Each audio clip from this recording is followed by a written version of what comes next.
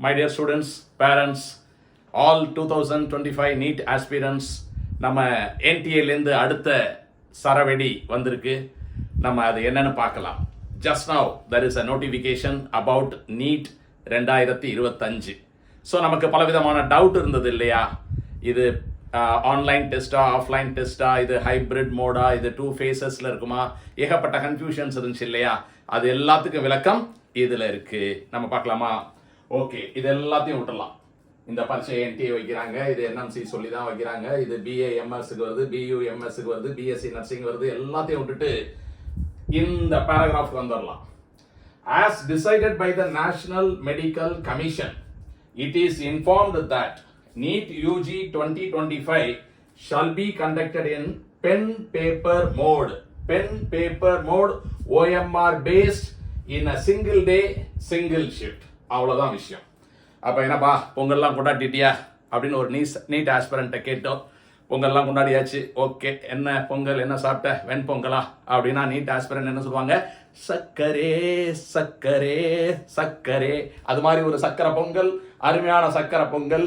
இப்போ completely everything is clear. நம்ம ஒரு டிபேட்டே வேண்டியதில்லை.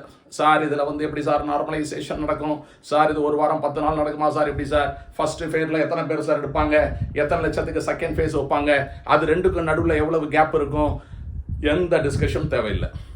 So as decided by National Medical Commission அப்படின்னா what happens to the 7-member committee அப்படின்னு ஒரு டவுட் வருது. But I really hope that 7-member committee உடைய இன்புட்ஸ் எல்லாமே ஃபாலோ பண்ணுவாங்க. Only thing, the method of examination அது மட்டும் பர்டிகுலர் பண்ணியாச்சு. ஒரே ஒரு நாள் பரீட்சை, மேபி May 4th தான் இருக்கும். ஒரே நாளில் பரீட்சை, மத்தியான ஷிஃப்டாக தான் இருக்கும். இதெல்லாம் நம்ம எதிர்பார்க்கலாம். But that is not confirm. இப்போதைக்கு என்ன கன்ஃபார்ம் ஆயிருக்கு அப்படின்னா பரீட்சை OMR based, pen paper, single shift, அது கன்ஃபார்ம் ஆயிடுச்சு. வாட் இஸ் பேலன்ஸ் அப்படின்னு கேட்டிங்கன்னா the date of the examination, question 200 கொஸ்டினா 180 கொஸ்டினா, அதெல்லாம் நமக்கு தெரியணும்.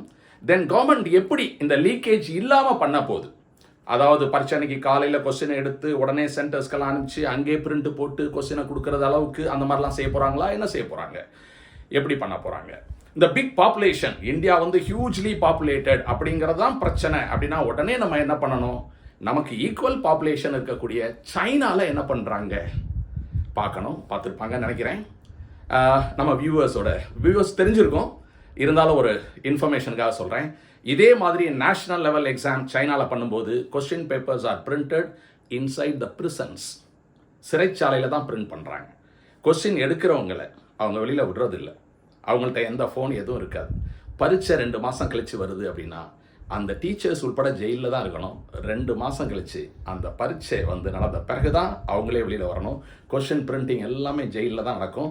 எக்ஸாம் சென்டருக்கு அங்கேருந்து எப்படி நம்ம இந்த எலெக்ஷன் இதெல்லாம் கொண்டு போவோம், மிஷின்ஸ் கொண்டு போவோம், பேங்க்குக்கு பணம் கொண்டு போவோம், அந்த மாதிரி சேஃபாக அவங்க கொண்டு போகிறாங்க.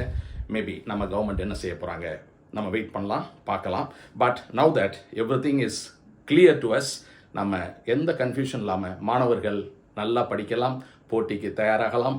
அனைவருக்கும் வாழ்த்துக்கள். தேங்க்யூ.